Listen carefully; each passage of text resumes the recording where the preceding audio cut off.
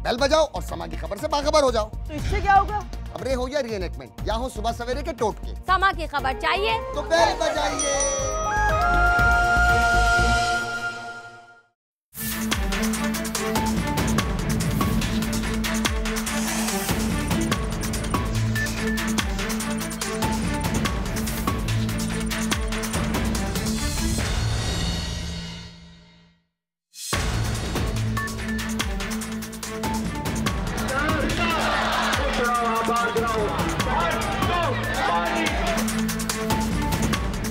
अस्सलाम वालेकुम नाजरीन, आप देख रहे हैं आवाज़ और मैं हूं शहजाद इकबाल। पीपल्स पार्टी की हुकूमत पर दबाव बढ़ता जा रहा है और शदीद दबाव बढ़ता जा रहा है। आम तौर पर तनकीद होती है पीपल्स पार्टी पर कि उनकी कारकर्दगी अच्छी नहीं है, शहर कराची में डेवलपमेंट के लिए कोई काम नहीं किया, गवर्नेंस पे सवाल उठते हैं। लेकिन आजकल एक नई तनकीद भी हो रही है। तनकीद ये हो रही है कि आईजी सिंध को क्यों हटाया जा रहा है। एक ऐसे आईजी सिंध जिसकी कारकर्दगी पे लोग तारीफ कर रहे हैं, उनको ज़बरदस्ती घर भेजने की बात क्यों हो रही है। तमाम सियासी पार्टीज ने भी मुखालफत की है और फिलहाल सिंध हाई कोर्ट ने भी उनके हक में फैसला दिया हुआ है। लेकिन कल हमने देखा एमक्यूएम पाकिस्तान मैदान में आई वाइट पेपर लेके सिंध हुकूमत के खिलाफ, और आज से पीएसपी पाकिस्तान ज़मीन पार्टी ने भी अपने एहतजाज का ऐलान किया है, एहतजाज को शुरू किया है। और वो कह रहे हैं कि जब तक आखिरी सांस भी हमारी रहती है हम इस एहतजाज को जारी रखेंगे। सिंध हुकूमत फौरी तौर पे कराची के अवाम के जो बड़े मसाइल हैं उनको हल करें। तो यहाँ पर हम मौजूद हैं, पीएसपी के यहाँ पे सपोर्टर्स बड़ी तादाद में मौजूद हैं, उनकी क़यादत यहाँ पर मौजूद है और उनका कहना है कि हम इस प्रेस क्लब के रोड पर बैठे रहेंगे और अपना जो एहतजाज है उसका मोड, उसका तरीक़ेकार को बदलते रहेंगे, लेकिन एहतजाज जो है वो आखिरी सांस तक जारी रहेगा। तो आइए सबसे पहले बात करते हैं मुस्तफ़ा कमाल साहब से और पीएसपी की लीडरशिप से कि इस एहतजाज के ज़रिए वो किस तरीके से हुकूमत सिंध पर प्रेशर क्रिएट करेंगे। इस वक्त मेरे साथ मौजूद हैं पीएसपी के चेयरमैन मुस्तफ़ा कमाल साहब। बहुत बहुत शुक्रिया मुस्तफ़ा कमाल साहब वक्त देने के लिए। आखिरी सांस तक वाकई यहाँ बैठेंगे, जब तक मसाइल हल नहीं होंगे यहीं बैठे रहेंगे?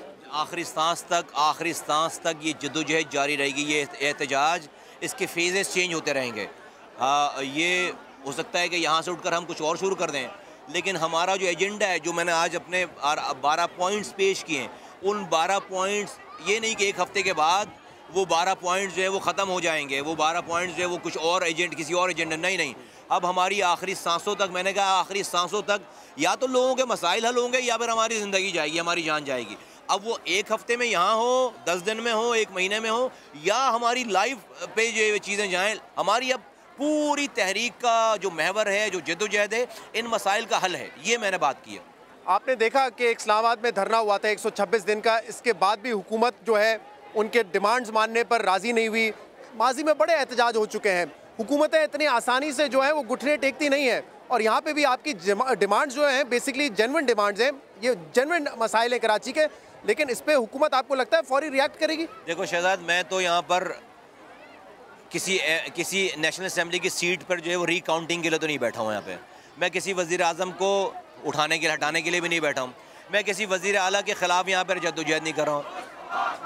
मैं यहाँ पर आज से 1.5 महीने पहले हमने कहा कि भाई कराची के लोगों को पीने का पानी चाहिए, उनको सीवरेज का निज़ाम चाहिए, उनके कचरे, घर के आगे से कचरा उठाना चाहिए, उनको रोज़गार चाहिए। ये शहर लुट रहा है, तबाह हो रहा है, आप कमर्शलाइज करके बेच रहे हो इस सारे शहर को। आप तो बेच कर चले जाओगे, यहाँ पर सदियाँ भी गुजार देंगे तो आप इस शहर को ठीक नहीं कर सकते। ये बहुत सारी बातें थी, रोड इंफ्रास्ट्रक्चर, ये वो इदारे, डिपार्टमेंट्स आपने टेक ओवर कर लिए, किसी ने कान नहीं धरी। हमने 1 महीने का टाइम दिया, उसको 15 दिन और बढ़ा दिए, किसी ने कान। मेरे पास देखो क्या ऑप्शन बच जाता है, मेरे पास MNA नहीं है, MPs नहीं है, मेयर नहीं है, मेरे पास जो चेयरमैन नहीं है, मेरे पास तो अपनी जान है, मेरी पार्टी के कारकुनान। मैंने अपनी पार्टी के कारकुनों को भी इम्तिहान में नहीं डाला है, मैंने अपने पार्टी के कारकुनों को भी इम्तिहान में डाला। मैं और अनीस भाई, सेंट्रल गवर्नमेंट हमारी, हम खुद आए यहाँ पे, हमने कहा कि भाई हम यहाँ पर बैठ जाएंगे, रोड पर बैठ जाए, अपने घर को या घर की आसाइश को छोड़कर, अपने आराम को छोड़कर। लोग हुक्मरान हमारी बात नहीं सुन रहे, हमने लोगों को आवाज़ लगाई और इस रोड पर बैठ गए। और अगर फिर भी हुकूमत अवामी मसाइल को हल करने में आगे नहीं बढ़ती, काम शुरू नहीं करती, तो क्या red zone, chief minister house, governor house या सड़कें ब्लॉक करने का ये भी ऑप्शन मौजूद है आपके पास? ये रेड जोन जो है वो हुकूमतों के बनाए हुए, अल्लाह मियाँ ने नहीं रेड जोन बनाए।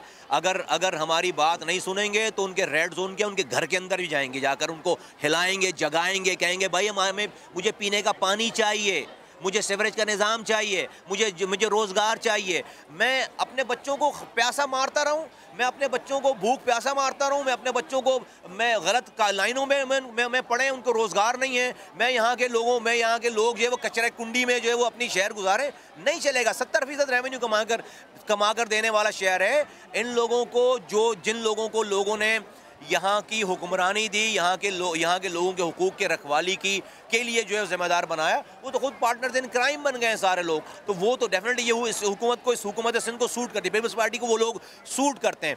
हम वो लोग नहीं है, मेरा शादी हॉल नहीं है कि मेरा गिर जाएगा तो मैं जाकर वज़ीर आला के पैर पकड़ लूँगा। मेरा कोई पेट्रोल पंप नहीं है कि जहाँ पर वो निकल आएगा तो मैं जाकर वज़ीर आला के लिए, मेरा कोई नैब का केस नहीं चल रहा तो मैं जो है वो भाई हमारे पास लूज़ करने के लिए, मेरे पास ज़िंदगी है, मेरी जान है, मेरे बच्चों को हुकूक नहीं मिलेंगे, मैं अपनी जान दूंगा। एक बात जो पीएसपी ने हमेशा कही थी, आपने आते साथ कही थी कि हम सिर्फ कराची या सिंध की सियासत नहीं करेंगे, हम पूरे पाकिस्तान की सियासत करेंगे। आप गए भी हैं मुख्तलिफ शहरों में, लेकिन ये एहतजाज आपका सिर्फ सिंध हुकूमत के खिलाफ है और ऐसा लगता है कि जो अर्बन सिंध है यानी कि कराची हैदराबाद के जो मसाइल हैं उस तक महदूद है। ये क्यों किया है? अपना विजन चेंज कर दिया? नहीं, बिल्कुल चेंज नहीं किया।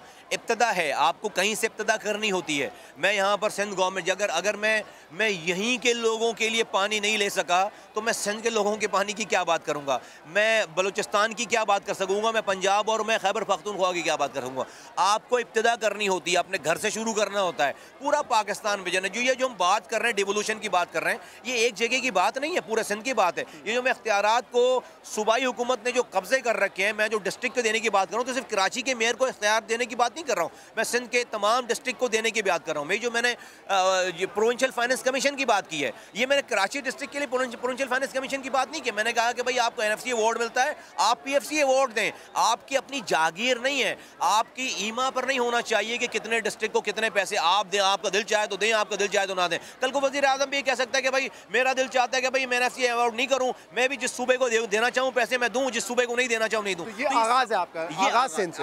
लेकिन अगर मैं आपसे पूछूं कि क्या आप मुतमईन है वफाकी हुकूमत की परफॉर्मेंस से? क्या उन्होंने अवामी मसाइल हल करने में किरदार अदा किया है? तो आप क्या कहेंगे, किया है नहीं? मैं बिल्कुल मुतमईन नहीं हूँ, मैं बिल्कुल मुतमईन नहीं जो उनका रोल प्ले करना। उन्होंने गिरवी रख दिया ना सिंध को, तो उन्होंने कहा कि भाई यहाँ तुम मजे करो, हम वहाँ मजे करेंगे। उन्होंने गिरवी रख दिया। यहाँ पर आते हैं, दो चार विजिट करते हैं, चले जाते हैं। लेकिन जहाँ पर 95% जिनसे पर्टेन करते हैं मामलात, भाई देखो आज वाटर बोर्ड है, वाटर बोर्ड को सिंध गवर्नमेंट ने अपने कब्जे में कर लिया है। वाटर बोर्ड आज जो है वो कराची को जो पानी मिल रहा है वो 550 मिलियन गैलन पानी है।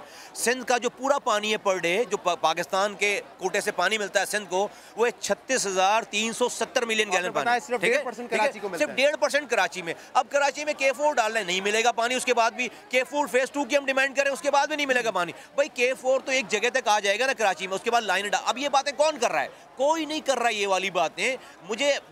हमें समझ है इन सारी बातों की। तो आज कराची के 41% एरिया में पानी का नेटवर्क ही नहीं है। भाई कोई कराची में कोई प्यासा तो नहीं मर रहा, इसलिए लोग खरीद कर पानी मर रहे हैं। मुस्तफा साहब, रियलिस्टिकली क्या उम्मीद लगा के बैठे हैं आप सिंध हुकूमत से? क्योंकि देखिए कुछ बड़े मंसूबे जो अभी लगे भी हैं ना या लगने जा रहे हैं, उसमें भी वफाक ने फंडिंग की है। सर्कुलर रेलवे वफाक ने CPEC में डाला, ग्रीन लाइन बन रही है यहाँ पे, K4 का बजट वो दे रहे हैं। सिंध हुकूमत से रियलिस्टिकली क्या एक्सपेक्टेशन?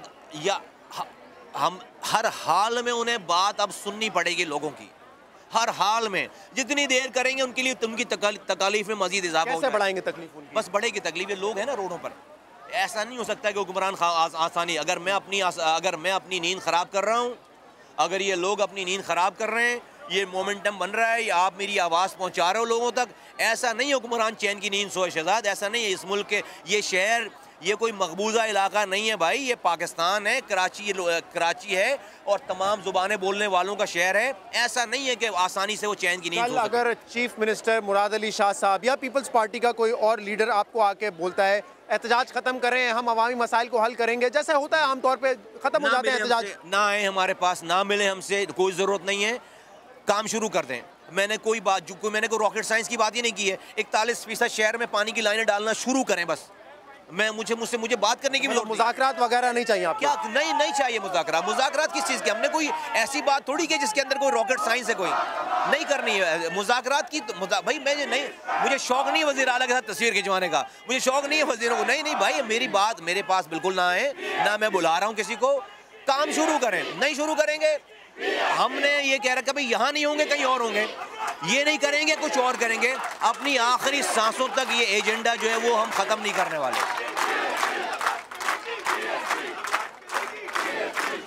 अच्छा, आपने कहा ये इब्तिदा कराची से, लेकिन मामला ये है कि जब आप कराची से इब्तिदा करते हैं तो ठीक है कि जेन्युइन इशूज़ पे आप लोग ये एहतजाज कर रहे हैं, सिंध हुकूमत के खिलाफ कर रहे हैं, लेकिन कहीं ना कहीं ऐसा लगता है कि अपने आप को MQM से कम्पीट भी कर रहे हैं और ये दिखाने की कोशिश कर रहे हैं कि आप MQM पाकिस्तान से ज़्यादा मौसर अपोजिशन जमात है कराची में। तासुर हो सकता है, मैं किसी की सोच पर कोई पाबंदी लगा नहीं सकता। ये तो अदर वे अराउंड है। हमने तो 1.5 महीने पहले ये प्लान दिया था ना, 1.5 महीने पहले हमने जो है वो सारे मंशूर अपनी ये तमाम लिस्ट पेश की थी। फिर मैंने 15 दिन की और एक्सटेंशन दे दी। फिर मैंने जो है वो 23 मार्च को मैंने 6 अप्रैल की डेट दी थी। तो मेरा तो प्रोग्राम एक चला आ रहा है तरतीब के साथ, और हम तो यही बातें कर रहे हैं, पहले दिन से आने के बाद भी ये बातें कर रहे हैं। अब कौन इस बिटवीन प्रेस कॉन्फ्रेंस कर रहा है, कौन आ रहा है, कौन अपने इस एजेंडे को एजेंडा बना रहा है, ये तो अदर वे अराउंड है कि दूसरे लोग हमें अगर फॉलो कर रहे हैं तो मैं तो कहता हूँ अच्छी बात है। दोनों का एक दूसरे से मुकाबला है ना, क्योंकि कराची में जाहिर सी बात है आपका भी बेस कराची है, उनका भी बेस कराची है। कोई मुकाबला नहीं है। They had their time. 30 सालों तक उन्होंने लोगों को, उनका काम प्रेस कॉन्फ्रेंस करना नहीं, उनका काम मसाइल हल करना था। वो तो पार्ट ऑफ द प्रॉब्लम है। उन्हीं के होते हुए तो सारी प्रॉब्लम हुई है, सारी चीज़ें। ऐसा कैसे हो सकता है कराची जैसा वाइब्रेंट शहर जिसने 85% मैंडेट दे रखा हो और उस शहर के साथ इतना बड़ा धोखा हो 8 सालों 9 सालों में, और आप जो है वो यहाँ मौजूद। भाई इस प्रेस क्लब के सामने दर्जनों दफ़ा उनके कायद ने, और आज जो लोग कायद बने हुए हैं वो यहाँ पर जमा हुए हैं। यहाँ जब शहरियों से पानी छीना जा रहा था, उनके डिपार्टमेंट छीने जा रहे थे, तो उनका लीडर यहाँ पर उनको इस बात पे जमा करता था कि उसका शनाख्ती कार्ड नहीं मिल रहा लंदन में, इसलिए यहाँ पर जमा हो। इमरान खान ने कोई बात कर दी है इसलिए जमा हो, उसको गाली बकने के लिए। यहाँ पर किसी एंकर ने कोई जो है वो प्रोग्राम नहीं सही चलाया, इसलिए जमा हो। यहाँ पर लोगों के हुकूक के लिए कौन खड़ा हुआ है यहाँ पर? क्या उस पार्टी ने, या जो अभी आज पार्टी है, उन्होंने कभी भी, यार अभी वो अपनी आसाइशों को एंजॉय कर रहे हैं। वैसे किया था MQM से, तो वो ये कहते हैं कि मेरा कोई कंपटीशन, तुम्हें मेरी और शहजाद, मैं बताऊं तुमने सवाल के लिए, मेरा कोई कंपटीशन ही नहीं है। मैं उनको किसी कैटेगरी में मैं उनको काउंट ही नहीं करता। लेकिन वो ये कहते हैं कि जो आप बात करते हैं 2002 से 2007 की, जब हम पावर में थे या कोएलिशन में थे 2008 से 13 तक, तो उस वक्त तो मुस्तफ़ा कमाल साहब, अनीस कायम खानी साहब, ये दीगर लोग भी हमारे साथ ही थे ना उस वक्त। तो वो कहते हैं वो भी हमारे साथ ही थे। आज वो भी वही बात कर रहे हैं। नहीं भाई, नहीं, होल्ड ऑन। 2000 से 2005 से 2006 से 2010 तक आज जो तुम शहर में चल फिर रहे हो ना, ये हमारे कामों की वजह से चल रहा हो। अगर वो नहीं हुआ होता ना वो काम, तो भाई उन्होंने तो इलेक्शन, ये तो इनको वोट मिले हमारे कामों की वजह से। ये अभी जो 2013, 14, 15 में कब इलेक्शन हुए हैं लोकल गवर्नमेंट के? 15 में, 2015 में इलेक्शन हुए ना। 2015 में इलेक्शन जो हुए हैं वो तो हमारे कामों में तो इलेक्शन लड़ाए इन्होंने। हमारे मेरे उन्होंने कहा जी हमारा मेयर, उस वक्त तक इन्होंने मुझे डिसोन नहीं किया था। हमारी तो कैंपेन चलाते थे लोगों को।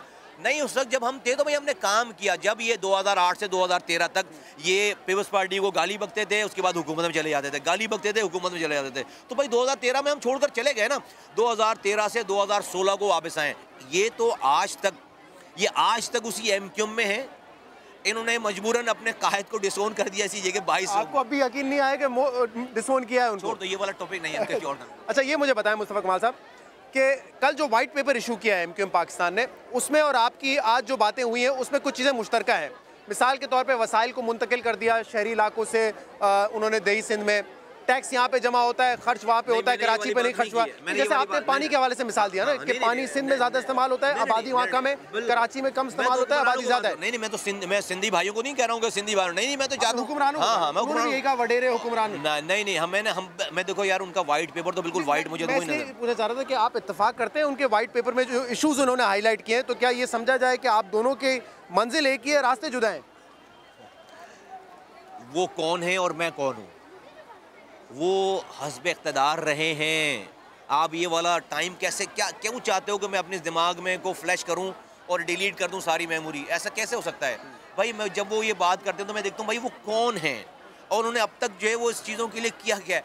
आज 30 सालों के बाद, 30 सालों पहले जो अल्ताफ़ हुसैन साहब जो फिगर देते थे कि भाई इतने मुहाजिर फला जगहों पे हैं, इतने सिंधी फला जगहों पे हैं, इतने DCs वहाँ जगह, 30 सालों के बाद भी आज भी उनका आदमी वही बता रहा है निकाल कर। अरे यार, तुमने 30 सालों में फिर क्या किया भाई? पर तुमने किया क्या है और तुम आज भी क्या कर रहे हो? तुम क्या आज अपनी वो आसाइशें, वो MP MNA शिप, 4 महीने रह गए, आखिरी साल चल रहा है तुम्हारा, अब तुम बैठकर वो पेपर दिखा रहे हो और तुमने किया क्या है?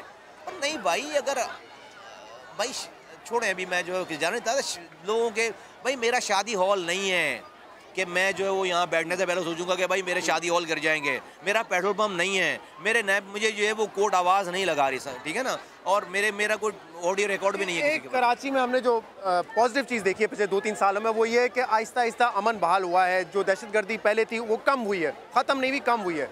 उसमें जाहिर सी बात है दीगर इदारों का किरदार है, रेंजर्स का है, हुकूमतों ने किरदार अदा किया, पुलिस ने अपना किरदार अदा किया।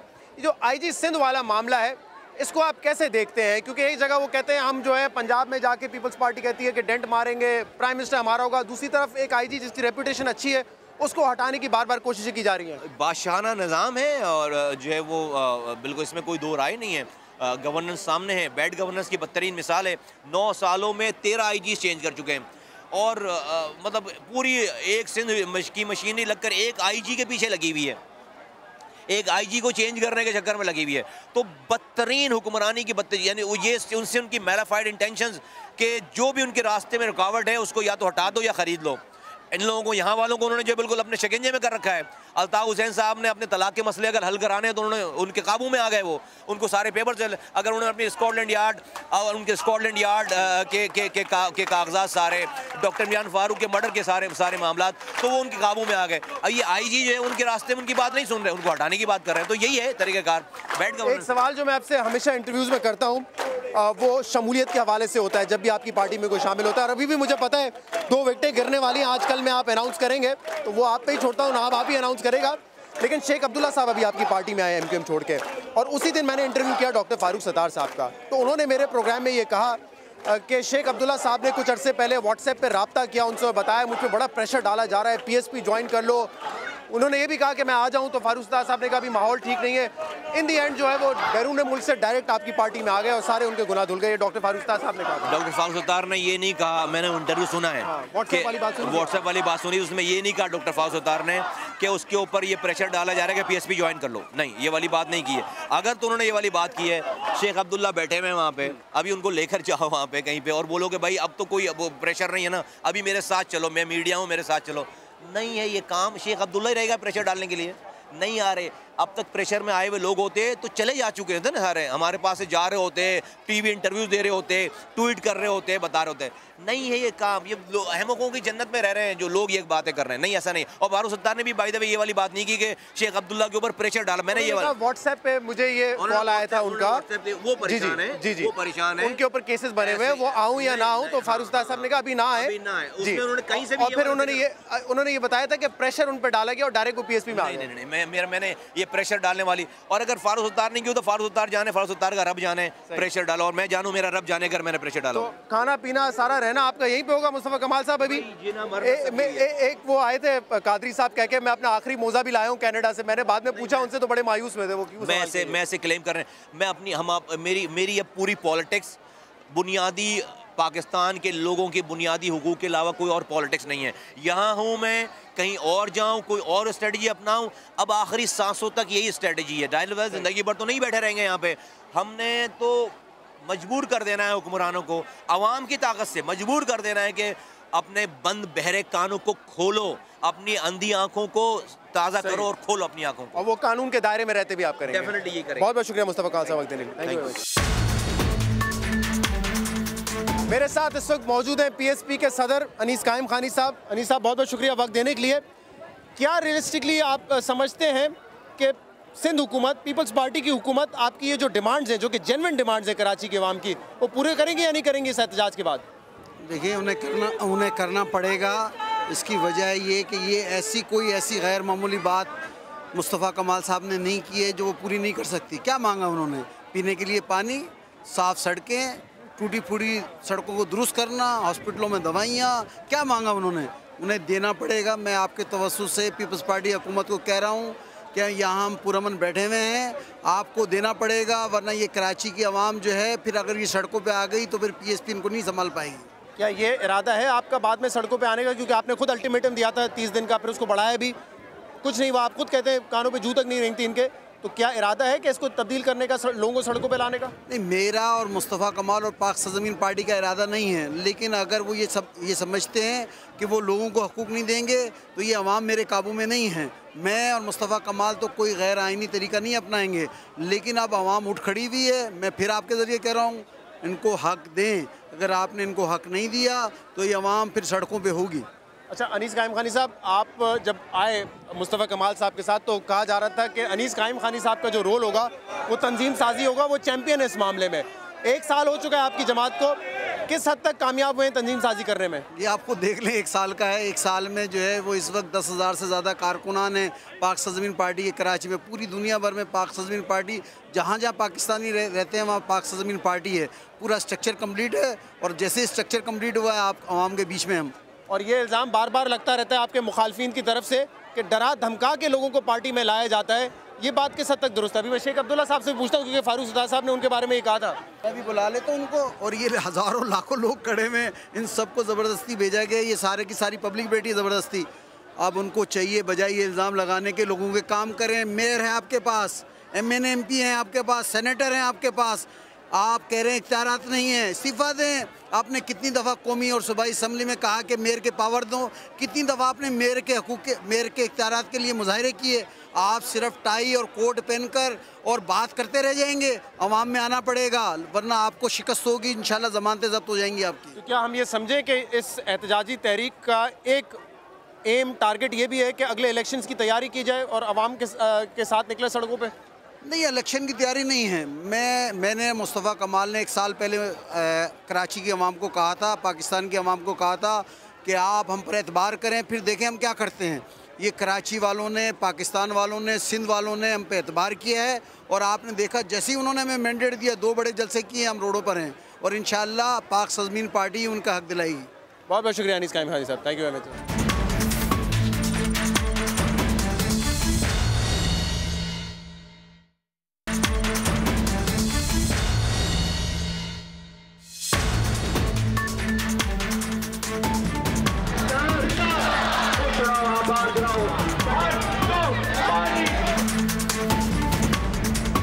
PSP ने आज से एहतजाज शुरू किया। आपको लगता है कि इस एहतजाज के बाद अवाम के मसाइल हल होंगे? हो सकता है, हो जाए, उम्मीद पे दुनिया कायम है। कौन से बड़े मसाइल हैं इस वक्त आपके कराची में रहते? कराची का कचरा है, पानी है, नदी भरी हुई है पूरी, तुम जाके देखो। बारी बारी।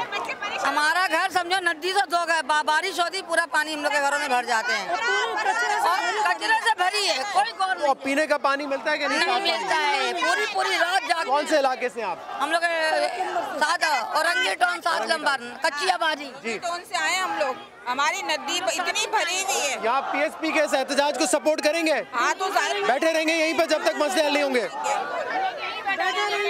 कब तक बैठेंगे यहाँ पे? जब तक कमाल भाई यहाँ बैठे हुए हम उनके साथ बैठे हुए हैं, हम उनके साथ बैठे रहेंगे। और आपको लगता है इस एहतजाज के बाद सिंध हुकूमत जो है वहाँ के मसाइल हल करेगी? मानना पड़ेंगे हुकूमत को, मानना पड़ेंगे। हमारे वोटों से वो लोग आते हैं, हमारे भाइयों की सीटों से वो लोग आते हैं, वो डायरेक्ट खुद से नहीं आते यहाँ पर, हमारे वोटों से वो लोग आते हैं। हमारे हर हालत में उनको सुननी पड़ेगी। अगर हमारी नहीं सुनेगी तो उनको हुकूमत करने का कोई अख्तियार भी नहीं है। बहुत शुक्रिया जी। PSP का एहतजाज आज से शुरू हुआ है, आप लोग शिरकत कर रहे हैं इस एहतजाज में और बैठेंगे जब तक मसाइल हल नहीं होंगे? बिल्कुल बैठे हैं। कब तक बैठने के लिए तैयार हैं? तक हमारे कायद बैठे हैं। और आपको लगता है इस एहतजाज के बाद आवाम के मसाइल हल करेगी सिंध हुकूमत? बिल्कुल करेगी, करने पड़ेंगे। कौन से ऐसे इशूज़ हैं जो आपके ख्याल में फौरी तौर पे हल करने की ज़रूरत है जिनको? कराची के तो सबसे ज़्यादा जो इश्यूज़ हैं, एक तो गंदगी, कचरा और पानी, बिजली, बेसिक मसाइल तो यही हैं। जो उसके बाद से फिर ज़्यादा वाले आ जाते हैं, लेकिन ये कि इनको तो पहले बेसिक मसाइल को तो हल करें ना। आम तौर पे पार्टीज एहतजाज करती हैं लेकिन मसाइल हल नहीं होते। वो इमरान खान साहब ने भी 126 दिन का धरना दिया था ना, उनकी कोई मुतालबा उनका पूरा नहीं हुआ। इससे क्या उम्मीद है आपको? लेकिन जो हमारी पार्टी है वो एक इंसाफ के साथ चलेगी और हकूक़ इंसान के हकूक़ के लिए काम कर रही है, और जो हमारे जो हकूक़ हैं वो सब इंसानियत के हकूक़ है और कराची इसमें बेसिक है जो हमें चाहिए इसके हकूक़ है। और आपको लगता है कि कराची में PSP MQM का मुतबादिल साबित हो सकती है? जी इंशाल्लाह ज़रूर, इससे भी अच्छी होगी। और MQ तो कुछ भी नहीं, हमारी पार्टी है वो बहुत ऊंचे दर्जे पे जाएगी, इससे अच्छी जमात साबित होगी। लेकिन MQM का वोट बैंक तो है ना कराची में भी। आप देख लेंगे ना वोट बैंक, देख लेंगे। चलें, बहुत शुक्रिया। आसिफ हसनैन साहब हमारे साथ मौजूद है, पीएसपी के सीनियर रहनुमा हैं। प्रेस क्लब के बाहर एक और एहतजाज भी हुआ था भूख हड़ताल में, जिसका इख्तिताम 22 अगस्त को हुआ और बड़े बुरे तरीके से हुआ। यहाँ तो ऐसा कुछ नहीं होने जा रहा ना। देखें, मैं समझता हूँ कि आज का ये एहतजाज और यहाँ पे आए हुए लोग जो है खुद इस बात का सबूत है कि पुरअमन तौर पर ये एहतजाज शुरू हुआ है और इंशाल्लाह पुरअमन तौर पर ये एहतजाज ख़त्म होगा। इसलिए कि लोगों को पता है कि कमज़ोर हुकूमतें लोगों के आगे खड़ी नहीं हो सकती और यही वजह है कि पीपल्स पार्टी की एक करप्ट हुकूमत है, मुत्तहिदा कौम पाकिस्तान का जो उससे गठजोड़ है, दोनों की बुनियाद एक करप्शन लूटमार की बुनियाद पर है। लिहाजा ये आवाम के सामने कभी खड़े नहीं हो सकते। आवाम कभी खड़ी नहीं हुई, आज आवाम मुस्तफा कमाल के साथ। आपका इस्तीफा कब कबूल हो रहा है, कब इलेक्शन होने जा रहा है? इस्तीफे की जिम्मेदारी मैं फिर कहूँगा स्पीकर के ऊपर है। मेरे पास स्पीकर को फैक्स करने के तमाम सबूत मौजूद हैं। स्पीकर को चाहिए कि वो इस्तीफ़ा एक्सेप्ट करें, 1 to 7 की सीट की तरह बकिया सीटों को ना बचाएं। और इलेक्शन हो पे लाडनी में, और लाडनी में इलेक्शन हो। जो आप नहीं लड़ेंगे फिर?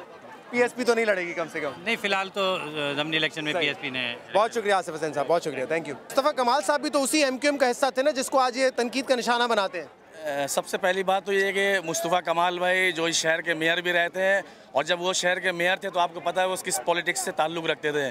लेकिन मुस्तफ़ा कमाल भाई के जब ज़मीर झंझोड़ा, जब मुस्तफ़ा कमाल भाई ने इस बात को सोचा कि मुझे पाकिस्तान जाना चाहिए और बिलखुसूस शहर कराची में जा कर के आवाम को हक़ और सच की आवाज़ उठानी चाहिए और आवाम के जो बुनियादी हुकूक़ के जो मसले मसाइल है वो सारी चीज़ों को किसी तरीके से वो गवर्नमेंट से बात करके उनके हकूक़ और उनके मसाइल हल होने चाहिए, बिला रंग व नस्ल, बिला तफरीक, चाहे वो किसी भी ज़बान से ताल्लुक़ रखता हो, किसी भी मसलक से, किसी भी मज़हब से।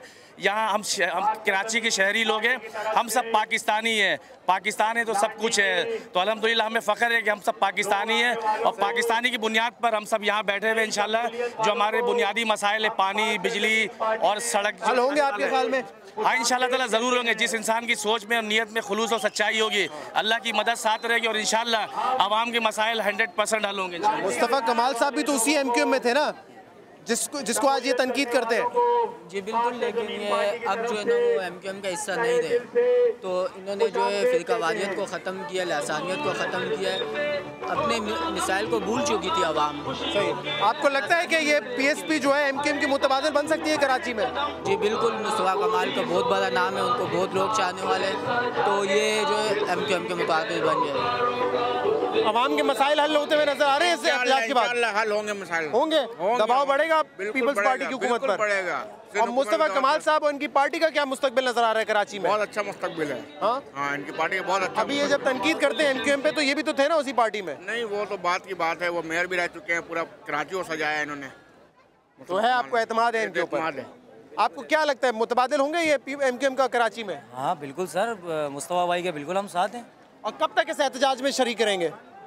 जब तक भाई बोलेंगे। जब तक जहाँ में जान है हम यहीं पर रहेंगे। मुस्तफा भाई के साथ हैं हम और हमें खुशी है, हमें खुशी है, बेहद खुशी है। हम मुस्तफा भाई, अनीस भाई के मशगूल हैं कि जिन्होंने हम आवाम के भलाई के लिए जो है ये एजेंडा उठाया है और हम मुस्तफा भाई के साथ मरते दम तक इकट्ठे हैं। आप बताएं कब तक एहतजाज में शरीक रहेंगे? जब तक यहाँ पर रहेंगे मुस्तफा भाई तब तक रहेंगे। तब तक रहेंगे। अगर सिंध हुकूमत फिर भी मसाइल हल नहीं करती फिर क्या करेंगे? उनके साथ बैठा रहेंगे। बैठे रहेंगे आप? बैठा रहेंगे। और आपको लगता है कि सिंध हुकूमत कुछ करेगी इसके बाद? बिल्कुल करेगी, क्यों नहीं करेगी। इतना दबाव पड़ेगा सिंध हुकूमत पर? क्योंकि हमने तो देखा है ना तो कराची में कोई डेवलपमेंट का काम हुआ है, ना पानी का मसला हल हुआ है, इसके बाद होगा? तो सिंध हुकूमत खुद नहीं देख रही कि इतने लोग परेशान हैं, तो लाजमी परेशानी है जब ही इंसान निकलता है। ऐसे किसी को शौक नहीं है, हर इंसान चाहता है मैं अपने बच्चों को पालूं मजदूरी करके। हमें परेशानी है जब ही हम निकले हैं, हमारे पास रोजगार नहीं है जब ही हम निकले हैं। रात को 12-12 बजे 2-2 बजे बिजली चली जाती है, नींद से उठते पे सुबह काम पे जाए या बिजली का इंतजार करें? हम बिजली का इंतजाम करें। बहुत शुक्रिया, बहुत शुक्रिया जी। प्रोग्राम में शामिल करेंगे एक ब्रेक और इसके ब्रेक के बाद पाकिस्तान पीपल्स पार्टी का भी मौकिफ लेते हैं कि इस एहतजाज को खत्म करने के लिए क्या पाकिस्तान पीपल्स पार्टी डिलीवर करेगी, आवाम के मसाइल को हल करेगी या नहीं करेगी। बात होगी इस पर पीपल्स पार्टी से एक ब्रेक के बाद।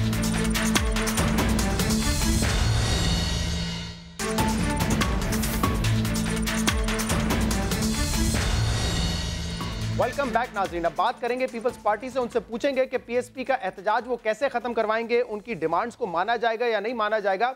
लेकिन इससे पहले बात हो जाए शर्जील मेमन साहब की। शर्जील मेमन साहब ताजपोशी से दूसरों के सहारे तक कैसे पहुंच गए? जब पाकिस्तान वापस आए थे 1.5 साल की जिला वतनी के बाद, तो हमें बड़े सुपर फिट नजर आए, पुरअज़म नजर आए, अपने मुखालफिन को आड़े हाथों लेते हुए नजर आए, वफाकी हुकूमत को भी चैलेंज कर रहे थे और उन पर यह इल्ज़ाम लगा रहे थे कि मुझे सियासी इंतकाम का निशाना बनाया जा रहा है। बज़ाहिर कोई बीमारी नहीं थी, कोई दर्द नहीं था। जिस दिन जलसा हुआ उस दिन भी उनकी ताजपोशी की गई, वहां पे भी बिल्कुल फिट नजर आए।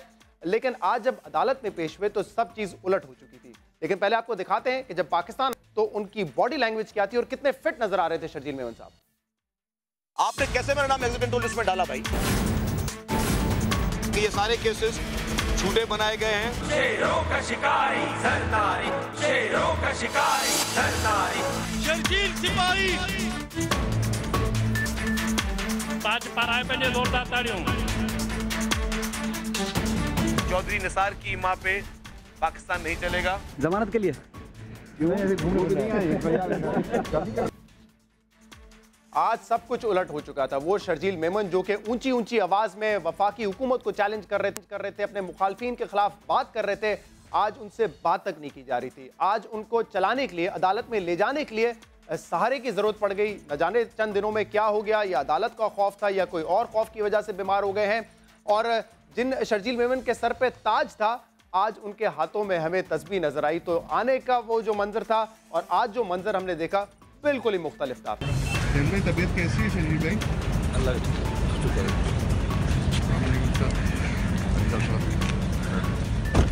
मेमन साहब क्या कहेंगे, जो केस आप पर बनाया गया इस हवाले से?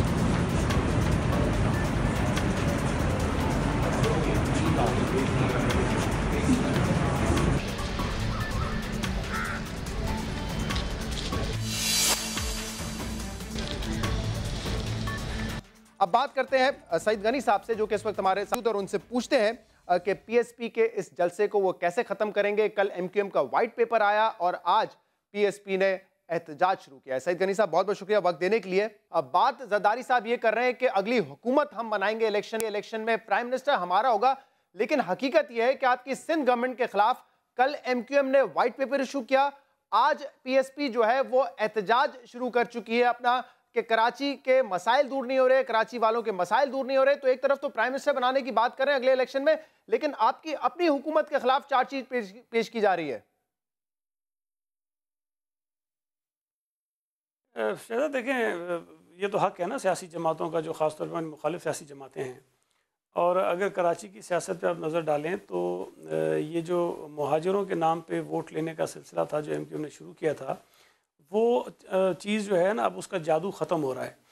और लोग बेचारे जो खौफ के माहौल में थे, जिस तरह ज़बरदस्ती जबरन लोगों से वोट लिए जाते थे, जिस तरह ज़बरदस्ती नताइज हासिल किए जाते थे, वो माहौल तब्दील हुआ है। और शायद बहुत दहाइयों के बाद पहली मरतबा 2018 में हमें शायद कराची के जो इंतखाबात हैं वो बेहतर होते हुए नज़र आ रहे हैं। तो इस वक्त दोनों में, पीएसपी में और एमक्यूएम में मुकाबला है कि ज़्यादा से ज़्यादा इस चीज़ को कौन उछालता है, उबारता है, ताकि ज़्यादा से ज़्यादा वोट वो अपनी तरफ लोगों को राग़िब कर सकें। लेकिन मैं समझता हूँ, लेकिन ये मौका तो आपकी हुकूमत दे रही है ना उनको एक्सप्लॉइट करने का। कल अगर एमक्यूएम पाकिस्तान ने व्हाइट पेपर इशू किया है, उसमें उन्होंने फैक्ट्स बताए। उन्होंने बताया कि 700 अरब रुपए का डेवलपमेंट फंड जो शहरी इलाके हैं सिंध में, सिर्फ 28 अरब रुपए वहां पे खर्च होता है। उन्होंने बताया कि उर्दू बोलने वालों को और जो शहरी सिंध में रहते हैं उनको नौकरियां नहीं दी जाती। आज बताया मुस्तफ़ा कमाल साहब ने कि सिंध में जो पूरा पानी आता है उसमें सिर्फ 1.5% जो है वो कराची वालों को मिलता है। तो ये महरूमियां हैं, और अगर महरूमियां होंगी तो जाहिर सी बात है सियासी जमात तो एक्सप्लॉइट करेगी उसको। पहली बात तो ये है कि अगर आप इतने बोले बादशाह हैं कि एमक्यूएम की कई हुई बातों पे मनवन यकीन कर रहे हैं, तो मुझे तो हैरत हो रही है। आप कराची के हैं, आपको पता है कि एमक्यूएम तो काला रंग करके भी ये कहती है कि सफ़ेद है, और आप कहते रहें काला है, लेकिन आखिर आपको मना के लेंगे कि नहीं ये काला नहीं सफ़ेद है। तो एमक्यूएम को तो अब छोड़ देना, जो बातें उन्होंने कही हैं उसका जवाब तो आने देना हमारी तरफ से, चूँकि उन्होंने इतनी चीज़ें डिटेल में दी हैं। तो 14-15 सफ़ात पे उन्होंने मुश्तमिल कोई पेपर जारी कर दिया है। अब हमें उन तमाम चीज़ों को हकीकतन लोगों के सामने रखना है। 28 अरब रुपए ये कहना कि जी 9 सालों में हमने दिया है, तो इससे बड़ा भोंडा मजाक और क्या हो सकता है। सईद गनी साहब, ये ऑप्टिक्स तो अच्छे नहीं है आपके लिए ना कि MQM पाकिस्तान एक दिन व्हाइट पेपर पेश कर रही है, अब PSP जो है वो कह रहे हैं कि गैर मुय्यना मद्दत तक हम जो है एहतजाज करेंगे, हटेंगे नहीं वहां से और अपने एहतजाज का तरीका बदलते रहेंगे। तो ये ऑप्टिक्स एक ऐसी जमात के लिए अच्छे नहीं है जो कि आप कहती है कि हमें पंजाब में रिवाइव करना है, पंजाब में नून लीग को शिकस्त देनी है, नेशनल लेवल पे अपने आप को रिवाइव करना है, ये अच्छा ऑप्टिक्स तो नहीं है एक ऐसी जमात के लिए? नहीं, देखें, अब मैं अगर ये कहूँ कि जी MQM हमारी सियासी मुखालिफ है लेकिन हमारे खिलाफ वो बात नहीं करेगी तो ये तो अजीब सी बात है। उनको करनी चाहिए, वो कर रहे हैं। लेकिन हमें खुशी इस बात की है कि वो जमात जिसने शहरी इलाकों में रहने वालों की ज़िंदगियाँ बर्बाद कर दी, जिसने वहाँ की तालीम तबाह कर दी, जिसने वहाँ के इदारे तबाह कर दिए, जिसने गोश्त मुलाजमीन भर दिए, जिन्होंने जो एक तालीम याफ्ता लोग कराची के मशहूर हुआ करते थे उनको दहशतगर्द मशहूर करा दिया, जिन्होंने कराची के लोगों को पूरे मुल्क की दीगर कौमियतों से लड़ा झगड़ा दिया, जिन्होंने कराची के लोगों की और दीगर सूबे के लोगों के दरमियान नफरतें पैदा कर दी, आज वो पारसा बन के ये बता रहे हैं कि जनाब हमने तो पता नहीं क्या क्या कुछ किया और कराची के शहरियों के लिए या दीगर शहरी इलाकों के लोगों के लिए पीपल्स पार्टी ने जुल्म कर दिया। आज जो है पाक से ज़मीन पार्टी के जो एहतजाज है, उन्होंने कहा है कि इस एहतजाज को वो ख़त्म नहीं करेंगे, इस एहतजाज को बल्कि बढ़ाते रहेंगे और शायद वक्त ऐसा भी आए कि अवाम फिर सड़कों पे निकले, रेड जोन में जाए।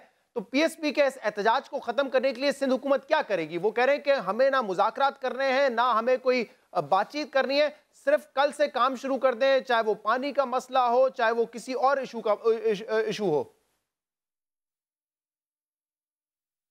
देखो यार, शायद बात यह है कि ये दोनों का मुकाबला है और ये दोनों ने करना है और इलेक्शन तक करेंगे।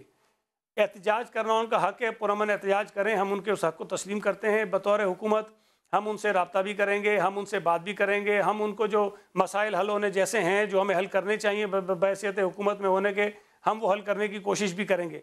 लेकिन अगर किसी ने पॉइंट स्कोरिंग करनी है, अगर किसी ने उर्दू बोलने वालों के जज्बात से खेलना है, अगर किसी ने अपनी लड़ाई है उनकी दोनों की, उसमें ज़्यादा से ज़्यादा अपने आप को चैंपियन दिखाना है कि नहीं हम ज़्यादा चैंपियन हैं और वो ज़्यादा कम चैंपियन है, तो इसका कोई हल हमारे पास नहीं। इलेक्शन तक इसी तरह सिलसिला चलता रहेगा। आज एक बड़ा अहम स्टेटमेंट दिया है गवर्नर सिंध मोहम्मद जुबैर साहब ने। उन्होंने कहा है कराची में जो अमन कायम हुआ है, कराची का जो ऑपरेशन था, उसका 100% क्रेडिट जो है वो नवाज शरीफ साहब को जाता है, उन्होंने इनिशिएटिव लिया था।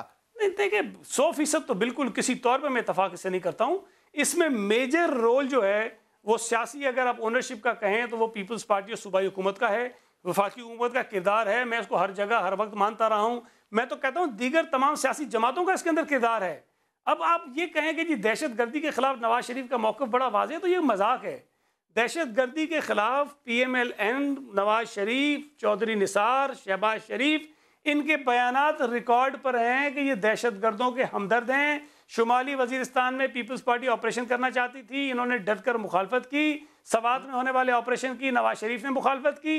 ये रिकॉर्ड पर चीज़ें मौजूद हैं। इनकी खुशकिस्मती ये है कि जब इनके दौर में अगर ऑपरेशन हुआ तो पीपल्स पार्टी ने उस ऑपरेशन में मदद की। क्रेडिट शायद आप इसलिए आपको लोग नहीं देते क्योंकि रेंजर्स के इख्तियारात पे आप लोगों को मसाइल रहे हैं। नैब या FIA कार्रवाई करे टेरर फंडिंग के हवाले से, उस पर आपको एतराज़ात रहे हैं। IG सिंध जिसकी आपकी हुकूमत खुद तारीफ करती रही है, उसको उनको हटाने की तीसरी कोशिश कर रहे हैं काबीना के जरिए। तो ये ऑप्टिक्स भी आपने कोई अच्छे नहीं दिए, शायद इसीलिए आपको क्रेडिट नहीं दिया जाता कराची ऑपरेशन का जिस आप कह रहे हैं मिलना चाहिए। एक चीज़ की वजाहत कर दूं, रेंजर्स को इख्तियारात देने का अगर फैसला हुआ था तो पीपल्स पार्टी की हुकूमत की मर्जी से हुआ था। हम एतराज़ उस चीज़ पर करते हैं जब कोई इदारा अपने इख्तियारात से तजावुज़ करता है, और ये आइनी तौर पर सिंध हुकूमत की जिम्मेदारी बनती है कि कोई भी इदारा अगर अपने इख्तियारात से कानून से तजावज़ करे तो हम उसको बताएं कि ये आपका काम नहीं है, आपको नहीं करना है। हमने वो किया है। अगर किसी को जुर्म लगता है तो भले लगता रहे। सर IG सिंध का बता दें, एक मर्तबा भी वजह नहीं बताई है कि IG सिंध को हटाने की क्यों ख्वाहिशमंद है सिंध हुकूमत। कोई चार्जशीट तो हो ना उनके खिलाफ, बता दें करप्शन। अच्छा, मुझे एक बात बताइए, चलें ये बताए बगैर आप हटाएंगे तो लोग सवाल तो करेंगे ना। तमाम सियासी जमातें एक तरफ है, आपकी जमात एक तरफ है इस इशू पर भी। मुझे एक चीज़ बताइए कि क्या ये किसी भी एग्जीक्यूटिव का इख्तियार नहीं होना चाहिए या नहीं है कि वो अपनी मर्जी की टीम रखे, अपने मर्जी के अफसरान रखे? चूँकि अगर सूबा सिंध में लॉ एंड आर्डर की सूरत हाल ख़राब होगी, पुलिस की कारकर्दगी ख़राब होगी ऑपरेशन में कोई खराबी आएगी तो तो जवाब आईजी से नहीं लिया जाएगा, जवाब चीफ मिनिस्टर से लिया जाएगा। बिल्कुल है, लेकिन जवाब ये पीपल्स पार्टी से लिया जाएगा। जिसकी 5 साल उस की जवाब मुद्दत को है देने को तैयार है, लेकिन रूल्स ऑफ बिजनेस ये कहता है कि अगर आपने हटाना है तो आप उनको बताएं कि क्या इनकॉम्पिटेंसी है, क्या करप्शन है, ये बताएं, फिर आप बेशक हटा सकते हैं। अच्छा, मुझे बताइए बगैर तो ये तो बिल्कुल अच्छा, मुझे वाला माहौल हो गया, चले हम हटा रहे, हमारी मर्जी है। अच्छा, मुझे एक बात बताएं, ये जो वो सुप्रीम कोर्ट के फैसले का हवाला देते हैं, या ये जो आप कह रहे हैं 5 साल का है, या आप ये कह रहे हैं कि ये हमें रीजनिंग देनी चाहिए, मेरे भाई इस मुल्क में रोज़ाना दर्जनों तबादले होते हैं, दर्जनों, ठीक है।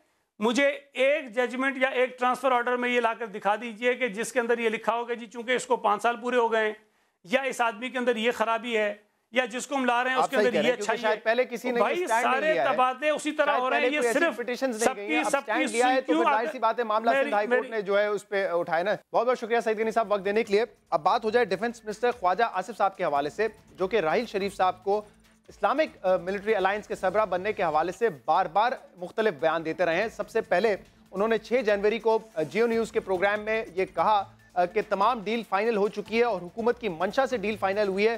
राहिल शरीफ साहब जो है वो सरबराह बनेंगे इस्लामिक मिलिट्री अलायंस के, लेकिन उसके चंद दिन बाद 11 जनवरी को उन्होंने सेनेट में कहा कोई फॉर्मल ऑफर ही नहीं आई है राहिल शरीफ साहब को और हुकूमत से किसी किस्म का राब्ता ही नहीं हुआ है। इसके बाद उन्होंने फिर एक टीवी चैनल पर आके फिर बताया कि मामला तय हो गए हैं और हुकूमतों के बीच में मामला तय हो गए। लेकिन 4 अप्रैल को यानी कि आज से 3 दिन पहले उन्होंने हमारे ही प्रोग्राम में, नदीम मलिक साहब के प्रोग्राम में ये कहा कि एनओसी भी राहिल शरीफ साहब को दे दिया गया है। जरा सुनिए क्या कह रहे थे। अब आपने एनओसी दे दिया, हुकूमत ने खुशी से दिया? जी बिल्कुल खुशी से दिया, कोई ऐसी कोई उसमें हिचकिचाहट या गमी वाली बात कोई नहीं है। 4 अप्रैल को ये कहा कि खुशी से जो है एनओसी दे दिया है, एनओसी दे दिया गया है, लेकिन आज ही चैनल 92 के प्रोग्राम में उन्होंने कहा कि एनओसी का प्रोसेस तो अभी शुरू ही नहीं हुआ है, एनओसी राहिल शरीफ साहब को नहीं दिया गया। राहिल शरीफ साहब को एनओसी दे दिया, उन्हें भी चले जाने दे रहे हैं। एनओसी नहीं मिला राहिल शरीफ साहब को, ज़ाती तौर पे एनओसी नहीं मिला। अभी वो प्रोसेस जो है होगा, अभी वो प्रोसेस होगा, अभी वो प्रोसेस होगा। एनओसी जो है राहिल शरीफ साहब को नहीं दिया गया है। तो एक मरतबा फिर इस इशू पे डिफेंस मिनिस्टर ने इंटरव्यू दिया है और अपने पिछले इंटरव्यू में जो उन्होंने बातें की थी उससे मुख्तलिफ बातें इन्होंने आज फिर इस इंटरव्यू में की हैं। प्रोग्राम का फीडबैक आप हमें दे सकते हैं हमारे सोशल मीडिया पे। इजाज़त दीजिए, अल्लाह हाफ़िज़।